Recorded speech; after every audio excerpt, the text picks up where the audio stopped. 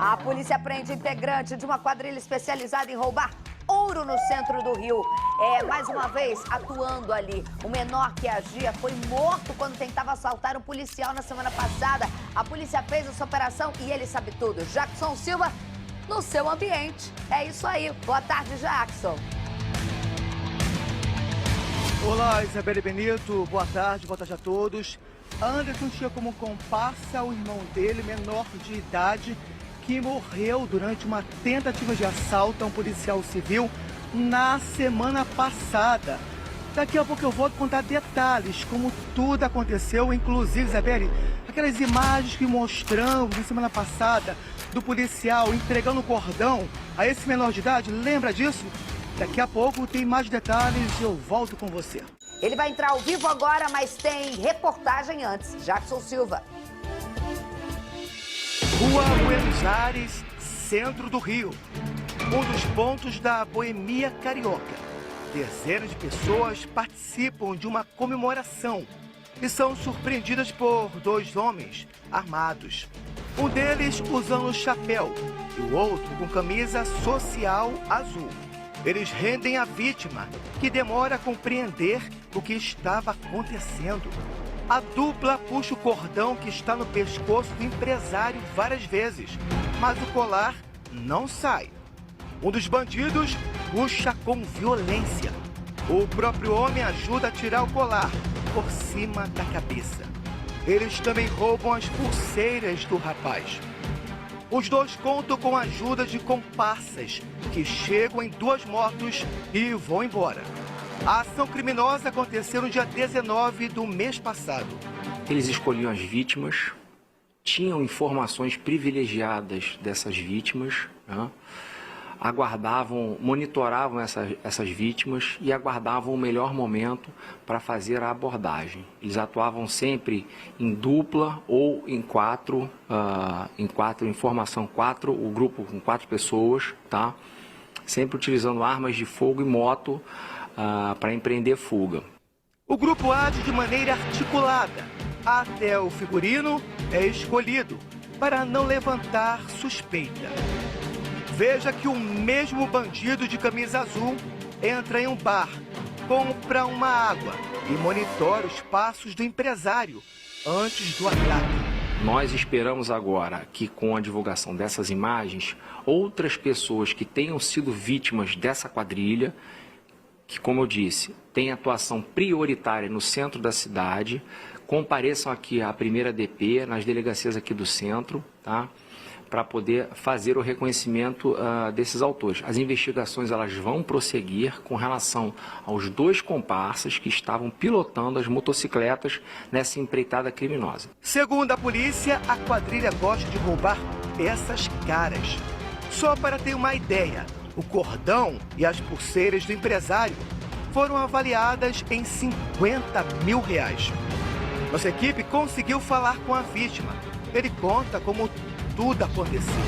Depois de um dia de trabalho, desci para tomar uma cerveja com os amigos da empresa. Nós éramos 6 pessoas e fui surpreendido por 2 elementos me revistando. Achei até que era uma brincadeira, né? Mas depois que eu vi a arma, eu percebi que era um assalto. E eu de imediato fiz o que eles estavam pedindo, que era entregar meus colares, as pulseiras. Alguns eles rebentaram. Eu poderia dizer que depois desse assalto que eu nasci de novo. Nesta segunda-feira, um integrante do grupo foi preso. Anderson Mendes da Silva foi capturado no centro da cidade. O Anderson, ele possui 3 anotações criminais por roubo em concurso de pessoas e com emprego de arma de fogo. Ele tem uma condenação definitiva a uma pena de 7 anos e 9 meses de prisão. Ele estava em uso de tornozeleira eletrônica, ele violou as regras desse regime, se desfez da tornozeleira eletrônica e as autoridades públicas perderam o monitoramento eletrônico dele, porque ele jogou fora o equipamento. Investigações apontam que Anderson tinha como comparsa o irmão dele, um menor de idade. O adolescente morreu durante uma tentativa de assalto a um policial civil na Barra da Tijuca, zona oeste do Rio. O crime aconteceu no dia 8 desse mês. O adolescente foi baleado após tentar roubar o cordão de Wellington Lourenço Soares. O agente também foi baleado e não resistiu. O bandido que estava na moto conseguiu escapar.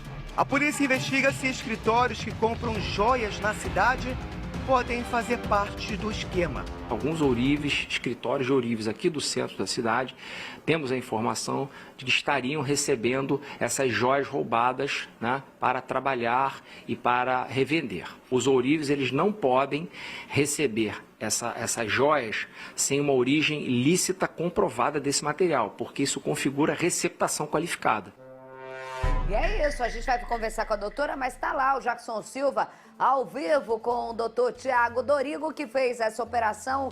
E aí a reportagem completa com todos os detalhes, cruzando informação, mostrando que há um crime organizado por trás disso. E eu já começo com vocês pela última parte que o doutor Dorigo falou, que simplesmente existe por trás uma rede de ourives que alimenta essa receptação de ouro roubado e que já levou vítimas literalmente a latrocínio, minha gente. Boa tarde para vocês. Olá, Isabelle Benito, boa tarde mais uma vez. Isabelle, que mais me chama a atenção, já fiz várias prisões, diversos bandidos, mas me chamou a atenção a forma como eles se vestem, o figurino deles, Isabelle Benito. Roupa social, calça totalmente passada, sapato bem caro, tá, Isabelle? Lembra na semana passada que falamos sobre a morte daquele policial civil, que o próprio delegado falou sobre isso? Tá muito bem arrumado, estranho isso, né? Hoje se confirma, é uma quadrilha muito bem especializada, mas na realidade se vestia de acordo com o ambiente. Agora vamos falar o detalhe sobre isso com o doutor. Doutor, muito boa tarde, obrigado pela sua participação aqui no SBT Rio. Me surpreendeu a forma como eles se vestem, né? Mas também a violência dessa quadrilha, inclusive em relação com o próprio policial civil que morreu na semana passada. Boa tarde mais uma vez. Boa tarde, Jackson. Boa tarde, Isabelle. Boa tarde, Mônica, minha colega. Boa tarde, telespectadores. Sim, essa quadrilha era especializada em roubar cordões de ouro, pulseiras, enfim, objetos de ouro, joias, com atuação prioritária aqui no centro do Rio, né? Às vezes eles agiam em dupla, às vezes em quarteto. Esse roubo, que foi amplamente divulgado em outubro, nessa ocasião, né, eles estavam em 4, 2 motos dando cobertura e 2 rapinantes ali na cena que subtraíram o cordão, tá? A gente pode notar pelo modus operandi deles que eles já escolhiam a vítima previamente, tinham informações privilegiadas da rotina da vítima, sabiam exatamente o local, o momento de abordagem, tá? E esperavam a hora mais propícia e aí davam seguimento ao crime, tá? Como a gente pode ver nessas imagens, o adolescente, como você bem disse, que é falecido, esse adolescente, minutos antes, ele chega a um bar na rua Buenos Aires, espera a vítima descer do escritório, tá? Espera a vítima começar a beber, comemorar com seus amigos, né, e funcionários da empresa, tá? E quando a vítima está de costas distraída, eles abordam, empunhando a arma de fogo, com extrema violência, arrancam o cordão de ouro dela, né? Após subtrair o cordão, aquelas 2 motos que estavam na cobertura se aproximam, os 2 sobem na garupa e empreendem fuga. O adolescente, ele está de camisa azul nas imagens, a camisa azul social, né? Enfim, o adolescente foi identificado, nós pedimos a busca e apreensão dele à justiça, só que infelizmente no dia em que saiu o mandado de busca e apreensão, ele foi roubar o policial civil na Barra da Tijuca e acabou ocorrendo essa tragédia. O policial civil veio a óbito nessa ocorrência. Após isso, nós prosseguimos com as investigações, identificamos o comparsa dele, que era o irmão, o Anderson Mendes, pedimos a prisão preventiva, foi decretada e ontem nós localizamos e capturamos o Anderson. As testemunhas compareceram em sede policial e foi feito o reconhecimento pessoal do Anderson por ambas as testemunhas. Isabelle Benito. Doutor Dorigo, talvez se não tivesse combinado tão certo, você foi narrando os fatos e as imagens foram aparecendo perfeitamente com a sua narração. né? Aqui a equipe foi colocando de acordo com o trabalho da sua narrativa, que é muito boa e faz muito tempo que eu não vi o doutor Dorigo no ar. Aqui, que tem um trabalho que sempre colaborou muito bem com a gente aqui do SBT Rio. Doutor Dorigo, eu faço uma pergunta. Eu ia até te falar... Primeiro, duas perguntas. Primeiro que eu quero aqui, vou depois passar a segunda pergunta para a Mônica pensar junto com você, da sua narrativa perfeita. Quiser, pode vir cobrir férias aqui de repórter, também tem. Agora, deixa eu falar uma coisa. Primeiro ponto importante. Você traz um negócio que eu estava olhando aqui enquanto você falava. Esse adolescente entra no bar, pede água. Ele sabe que vai descer. Quantas pessoas descem de escritório? Quantas pessoas hoje, infelizmente, mesmo podendo ter, não descem com cordões de ouro? Então, ele sabe a vítima. O trabalho de inteligência e investigação de vocês me fascina demais por isso. Porque você não vai só, literalmente, direto, em roubadores de cordão. Porque falar roubadores de cordão, trombadinha. Não estamos falando de trombadinha. Nós estamos falando de pessoas que montam figurinos, que têm informações. E aí o trabalho da polícia que eu te pergunto, como que o cara consegue ter informação diante de tanta gente que trabalha nessa localidade, de que aquele cara certeiro, quem colabora, quem que dá informação, ele estuda essas pessoas, porque assim, nem sempre o cara vai estar ali tomando todo dia no mesmo lugar. Então assim, não é o acaso, a sorte do bandido, é informação de crime organizado, né, doutor Dorigo? Sim. Correto, Isabelle. Como você muito bem pontuou, a informação é privilegiada. Olha, pode ser uma informação passada por algum funcionário que trabalha no condomínio, onde a vítima tem escritório, pode ser algum colega de trabalho, pode ser alguma pessoa, algum ambulante que trabalha ali em frente, pode ser alguma pessoa, algum funcionário de um estabelecimento comercial que essa vítima frequenta. O que nós temos certeza é que essa quadrilha tinha informação, tá, precisa do objeto a ser roubado, da vítima que ia ser atacada e mais, da rotina dela. Porque veja, Isabelle, temos duas imagens que foram amplamente veiculadas na mídia. A primeira imagem é do adolescente que entra no bar, ele pede uma água, ele está trajando camisa azul social. Ele pede uma água muito tranquilamente. Então, a vestimenta dele não foi ao acaso. Ele estava trajado de modo compatível com as pessoas que trabalham ali nas redondezas. Que, ora, estamos falando do centro da cidade, Rua Buenos Aires. Então, se vestindo dessa forma, ele se mistura à população, né? E consegue passar despercebido até mesmo pelos agentes da lei ali que fazem patrulhamento. E nessa sequência, assim, quando a vítima desce do escritório, pede a cerveja, coloca a cerveja na mesa e começa a confraternizar com os amigos, ou seja, a pessoa está relaxada e de costas, o adolescente e o Anderson se aproximam, né? Então, assim, é tudo muito bem orquestrado, trabalhado de modo cirúrgico, e esse roubo não foi feito ao acaso, né? Isso foi absolutamente premeditado. Agora eu quero aqui colocar para a doutora Mônica, mas quero que você também fale sobre isso, que a sua última fala em relação a isso, lembrando que o doutor Rodrigo pontua aquele fato trágico, porque um policial civil morre, que era a vítima deles, porque ele, né, a gente tá vendo aí, né, não estamos falando dele não, mas podemos falar também, sabe por quê, doutor Rodrigo, ou doutor Dorigo? Porque simplesmente, doutor Dorigo, muita gente fala, oh meu Deus, mas como assim? Mas como direitos humanos para todo mundo? E não estamos falando só de uma forma trágica, não. Fiquei pensando aqui, doutor Dorigo não está lamentando a morte do adolescente, mas preste atenção. Se você poderia ter salvado a vida do policial e do próprio vagabundo menor de idade. Se a gente parar para pensar, doutora Mônica. Porque doutor Dorigo pede o pedido de prisão, porque já sabia que ele existia. Aquele cara que você vê de camisa azul tá morto. O adolescente está morto. Então, se você pensa ainda assim, cada um tem direito de pensar, vagabundo bom é vagabundo morto. Não é o que eu penso. Vagabundo bom é doutor Dorigo prendendo. E veja só você que acha que não pode prender o vagabundo violento menor. Ele tá morto. Ele tá morto. Você vai fazer o quê agora? E ele tá morto e ele levou um policial civil morto também, que poderia ser você saindo do restaurante. Aí eu quero ver qual é o seu posicionamento. Porque é preciso a gente botar o dedo na ferida. E só quem tem coragem tem que botar o dedo na ferida. Esse moço agressivo, com esse cara que fica tentando arrancar do cordão dele, que pede água, que simula, é o mesmo cara que o Carregosa semana passada falou, presta atenção na roupa dele, assaltando na Barra da Tijuca. Ele se misturou, se fantasiou de quem tava na praia, de quem curte uma praia, de quem tá legalize ali, pra ir assaltar, só que era um policial civil. E ele tá morto. Se o doutor Dorigo consegue, com uma legislação mais apertada, prendê-lo, ele tava vivo e o policial tava vivo, doutora Mônica. Exatamente. A gente falou nisso no programa passado, que eu falei, o adolescente infrator nesse tipo de crime violento tem que ser punido com rigor. Eu tenho que dar os parabéns pro Thiago, Polícia Civil arrebentou.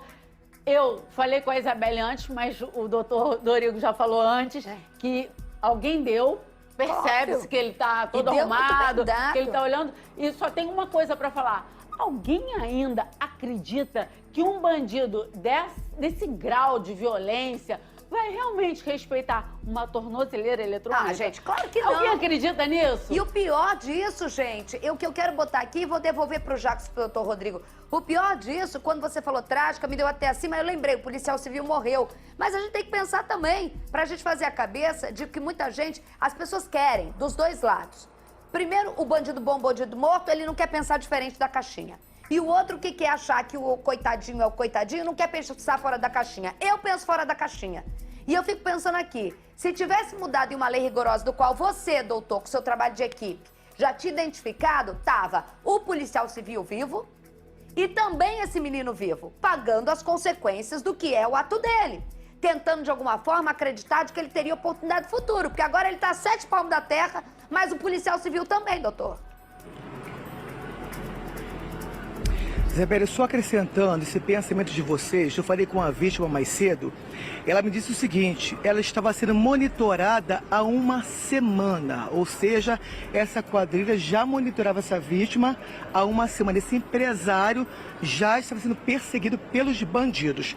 O mesmo aconteceu também com o policial civil, ou seja, esse policial civil certamente também tinha alguém informando que ele estava com um cordão. Que aquele cordão tinha um certo valor, porque essa quadrilha não rouba qualquer coisa.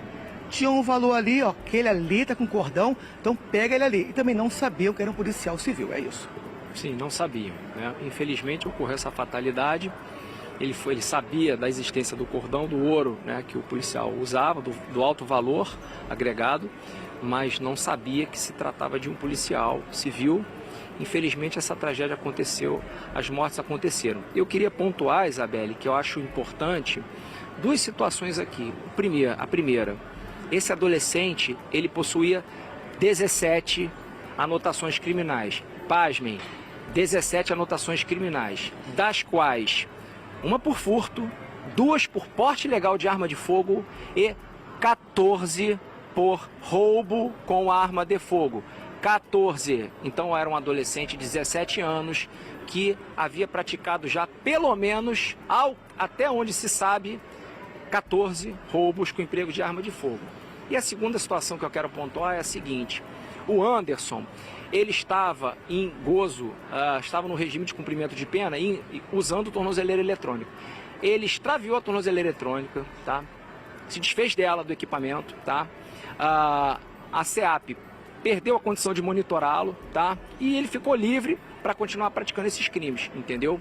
Então, assim, hoje ele vai responder preso a esse processo, por roubo, esse novo processo, mas também a gente espera, confia, a gente aguarda que na execução penal dele haja uma regressão do regime para ele voltar a cumprir a pena dele, porque o Anderson, ele tem uma condenação definitiva por roubo com emprego de arma de fogo também, a 7 anos e 9 meses de prisão. É importante avisar que a justiça foi avisada sobre isso, que ele havia tirado a tornozeleira eletrônica. Não sabia. Sabia sim, né, doutor? Sim. Houve a comunicação, né? Agora, é preciso haver uma regressão desse regime, entendeu? A gente espera para que ele fique definitivamente fora das ruas, entendeu? Porque durante esse tempo todo ele compôs essa quadrilha e agora nós vamos analisar novamente todos os registros de ocorrência de roubo ocorridos aqui na área central do Rio de Janeiro, que tenham sido feitos, tá? Com o mesmo modus operandi, vamos convocar essas vítimas aqui novamente à delegacia para ver se elas reconhecem mais algum integrante da quadrilha, ou adolescente falecido, ou o próprio Anderson. E eu queria pontuar mais uma coisa também que é importante, Isabelle. Essa é uma indústria, a indústria do roubo e a indústria da receptação, elas se alimentam, né? Elas são complementares, é uma cadeia criminosa que é complementar. O rapinante, ele vai às ruas, vitima alguém, subtrai aquele objeto de valor, entrega para o mau comerciante, tá? Agora nós não podemos generalizar, existem os bons e os maus comerciantes, mas entrega para o mau comerciante, aquele receptador que se traveste de ourives, né? Que recebe esse ouro, recepta esse ouro, trabalha esse ouro e reintroduz na circulação no comércio, entendeu? Então, assim, a primeira DP vai intensificar a fiscalização na área central do Rio de Janeiro com relação a esses estabelecimentos comerciais que trabalham com ouro, na função, os ofícios de ourives, tá?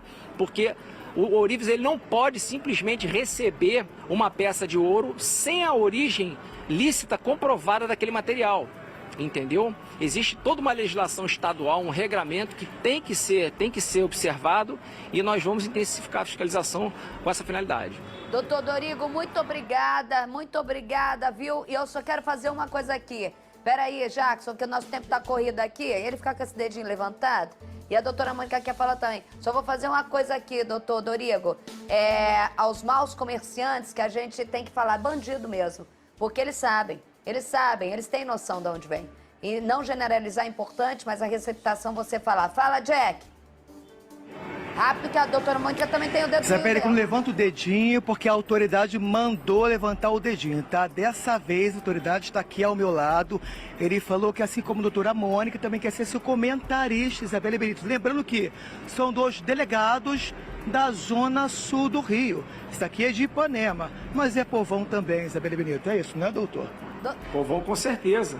Tá no sangue. Doutor Dorigo já tá convidado, né, Mônica? A gente vai adorar. Vamos ligar pra você, tá convidado, tá toda... Você vem mesmo? É aqui perto, estamos convidados. Porque tem um moço... Tem um moço aí... Tá confirmando. Tem um moço aí... Vou aceitar, vou sim. Eu vou botar você e a doutora Mônica.